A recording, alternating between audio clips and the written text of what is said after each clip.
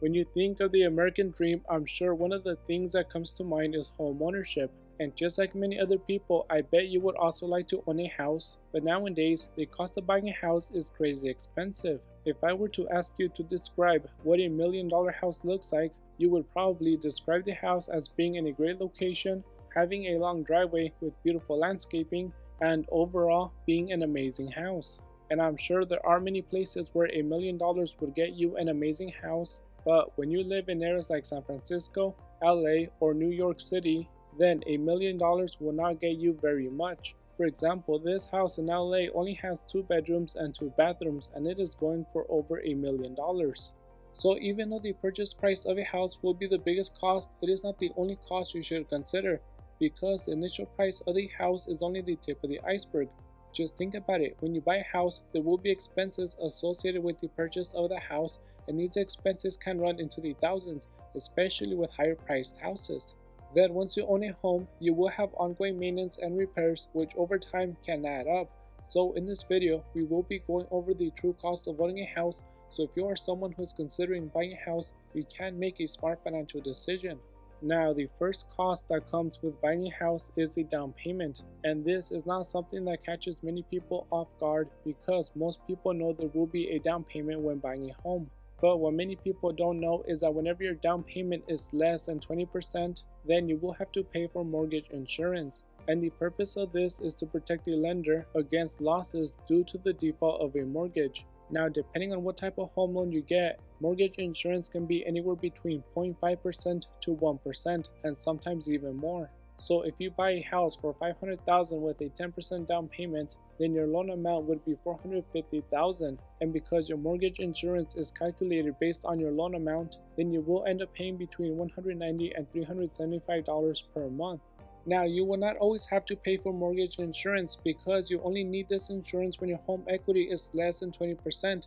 So once your equity is greater than 20%, you can ask the lender to cancel that insurance. And if you buy your house with a 15% down payment, then it shouldn't take you very long to reach the 20% equity level. However, if you buy your house with a down payment of 3.5%, then you could end up paying for mortgage insurance for many years. And with this insurance costing between 0.5 and 1% of your loan amount, that will add up to several $1,000s. So if you're buying a house with less than a 20% down payment, then you need to take into account the cost of mortgage insurance because it can make a big difference. The next big cost of owning a home are the closing costs you will have to pay when buying a house. And because the process of buying a house is not a simple one, you will need the help of many other people to make sure your purchase is a good financial decision.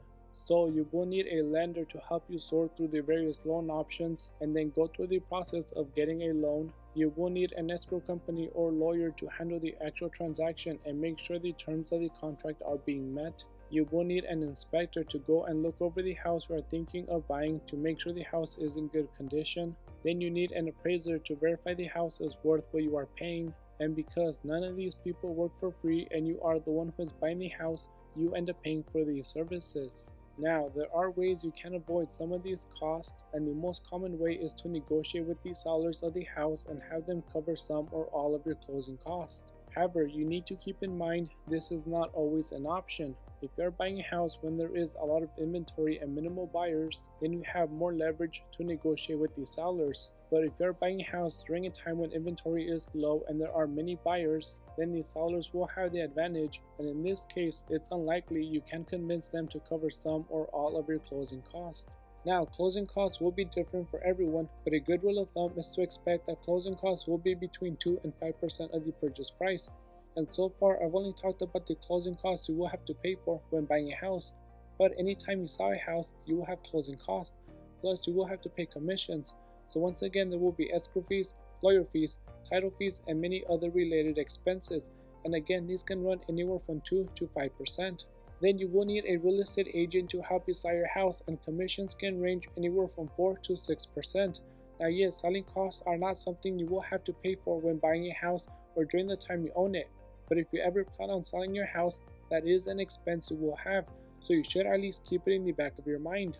The next expense you will have when buying a house are the cost of moving, doing repairs, or doing a renovation. And because this can vary so widely from one person to the next, getting an idea of how much this will cost you is almost impossible. For example, if you are buying a new construction house, then more likely than not, the house will be 100% move-in ready, so there will not be any repairs or renovations. However, if you buy a house that needs some repairs, then you could be spending a few thousand for things like new paint, new flooring, or new carpet. Or there's also the possibility that you bought a house that needs a complete remodel, and at that point you could be spending $20,000, $50,000, $100,000, or even more on a renovation.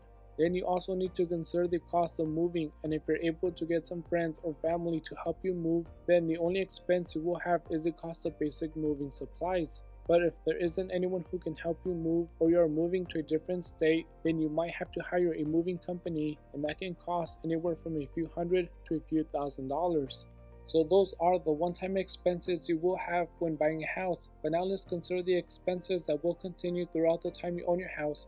And the first ongoing expense you should keep in mind is the cost of maintenance and repairs. Just like many other expenses that are involved with owning a house, how much you spend on maintenance and repairs depends on where your house is located and when your house was built. If you own a house where the weather is very cold or very hot, then you might have more wear and tear on the outside of your house when compared to a house that is located somewhere that doesn't have extreme cold or hot weather. Also, the age of your house will affect how much you spend on maintenance and repairs. For example, a new construction house is not going to need major repairs anytime soon, and if something does come up, it is likely the house has a builder warranty. So for a new construction house, most of your ongoing expenses are going to be for common maintenance items. However, if you buy a house that was built in the 70s, 80s, or even 90s, then that's when you will begin to see expensive repairs come up. For example, you might need a new roof 5 years after you buy your house, and depending on the size of the house and the type of roof, a new roof can cost anywhere from $5,000 to $25,000. Then you also have things like the water heater, AC, furnace, plumbing, electrical, and a few other things, and depending on the condition of the house and how well it was maintained, some of these things might never be an issue. However, an expense you will always have is maintenance, and that can be things like pest control, yard maintenance, replacing light bulbs, or painting a room. And a good rule of thumb when it comes to estimating how much you will spend on repairs and maintenance is to budget at least 1% of the home value. So if you bought a $300,000 house, then you should expect repairs and maintenance to be around $3,000 per year. Now, that does not mean every homeowner will spend $3,000 every year on maintenance and repairs. But instead, what might happen is you could spend a few $100s every year fixing minor things as they come up and doing your basic maintenance. But then one year, something major in your house breaks, and that's when you could be spending a few thousand on repairs. However, as I said before, how much you spend on maintenance and repairs will depend on where your house is located, the age of your house, and how well it has been maintained. The second ongoing cost you will have is property taxes, and this also varies depending on where you live.